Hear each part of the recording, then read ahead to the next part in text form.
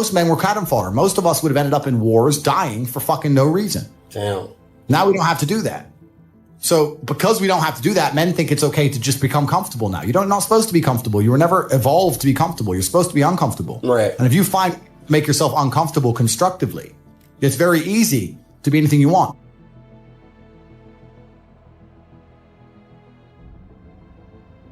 You talk about GTA, Grand Theft Auto. I know the game. I used to play the old one on the PlayStation 1 when I was a child. Which one? I haven't played any. Which one? You talk about San Andreas? Very first one. Vice City, GTA 3? Yeah.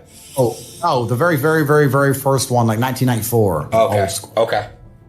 But I've never played any of those games, but I find it amazing that people will sit there and spend all their time upgrading that character, making as much money as they can, getting the best guns, getting strong, getting some hoes, meeting important people, getting the best car. They'll do all that in a game, but they won't do it in real life. You could always do more work from the same thing. The work is never ending. The money is never ending. So you have to find joy in your work. You have to find purpose at least. I don't know if I even find joy in my work because I'm stressed and annoyed. I'm furious all the time. What do you mean we've made $1.3 million today? It's a joke. But it's you have to conquer the earth. Let's talk about this. Why did Genghis Khan wake up and think, you know what can I do for fun? Well, I can play this instrument. That shit. Play the instrument for me. Diddle-diddle-diddle. Boring. Okay, let me fuck this girl. Fucked her. Let me fuck her. Oh, kid number 84. What's there to do? You know what, guys? Let's all get our horses and let's just ride over there, and whatever we find, let's just take it. Why? Because it's the instinct to conquer. It's inside of a man. It's been dumbed down by the Matrix. They try and numb you.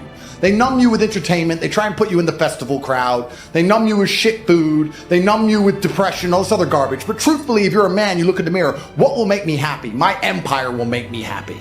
That's why Alexander the Great did what he did, and Julius Caesar did what he did, and Genghis Khan did what he did. They didn't have Google Maps. They didn't know where they were going. They just said, no, we've decided we're going to go take shit from other people and show we're the best. And that's what we're doing now, the successful men at least, in a financial sense. Why am I making money? I have nothing to buy. There's nothing to buy.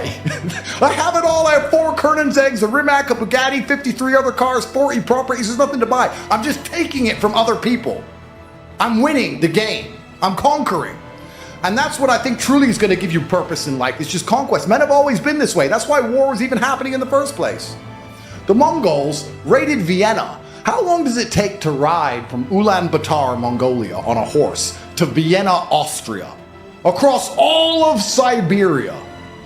And they were still mad enough and bored enough to go, nah, we need that city over there. That's the masculine essence, and it's been numbed down inside of people. Do you think they were ever considering fun at any point during this conquest? Because I don't think they were. The discipline or the resilience to keep it. Easy come, easy go. And God is never going to put you in a position where your blessings become your curse. That's why you're still struggling. That's why you haven't hit your big break yet, because if He gave it to you now, you'd fumble it. Look at your life. If you suddenly had millions in your account today, would you even know what to do with it? You'd think you would, but you wouldn't. You'd make the wrong moves, trust the wrong people, blow money on nonsense, and within a year, you'd be worse off than before. That's why God is making you wait.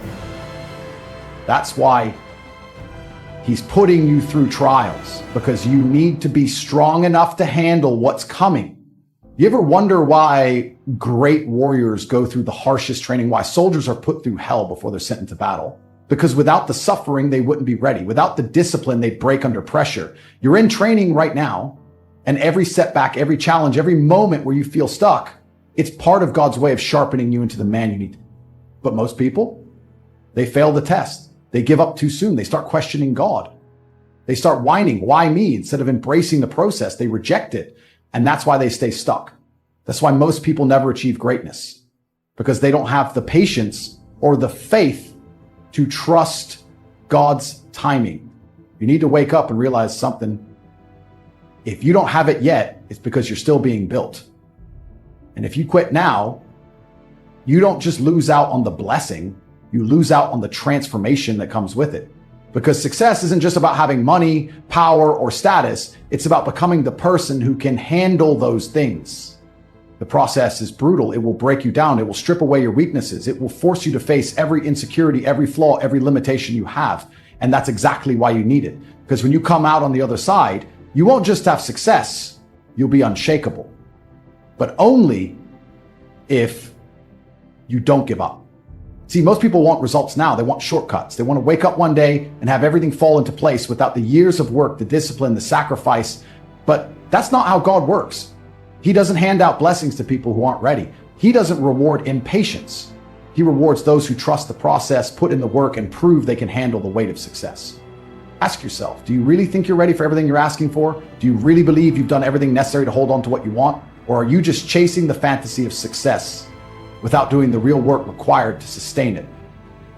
Because here's the truth, the waiting is part of the plan. The delay isn't a denial, it's a setup. God isn't holding you back, He's preparing you. He's testing your patience, your faith, your resilience. He's seeing if you're the kind of person who quits when things get tough, or if you're the kind of person who keeps going even when everything seems stacked against you. And that's the moment where most people fail. They hit a few obstacles and suddenly they think the dream is dead.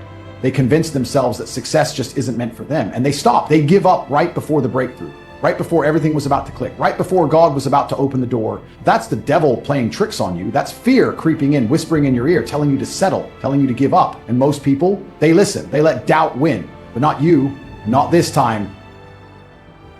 If the world is truly that competitive, you do not have time to be depressed because it's a non-competitive mind state. The reality of masculinity is controlling your emotions. This is the reality of being a man. They try and say that men should give in and it's okay to cry. I'm not saying you can never cry if something bad doesn't happen to you. I'm saying that the tenets of masculinity since the dawn of time have been, I was afraid, but I did it anyway. Yeah. This is the tenets of masculinity. Courage. Courage. Yeah. That's what courage is. Yep. I was afraid to storm the beaches of Normandy, but I did it anyway. I was afraid to stay in the Titanic, but I did it anyway. This is the whole tenets of masculinity. And now they're saying, oh, if you're afraid, just act afraid, be a pussy. Whenever somebody gives you their opinion on anything, listen to the opinion and then stop and look at who told it. Because you never want to adopt the thinking of somebody who you don't want to be.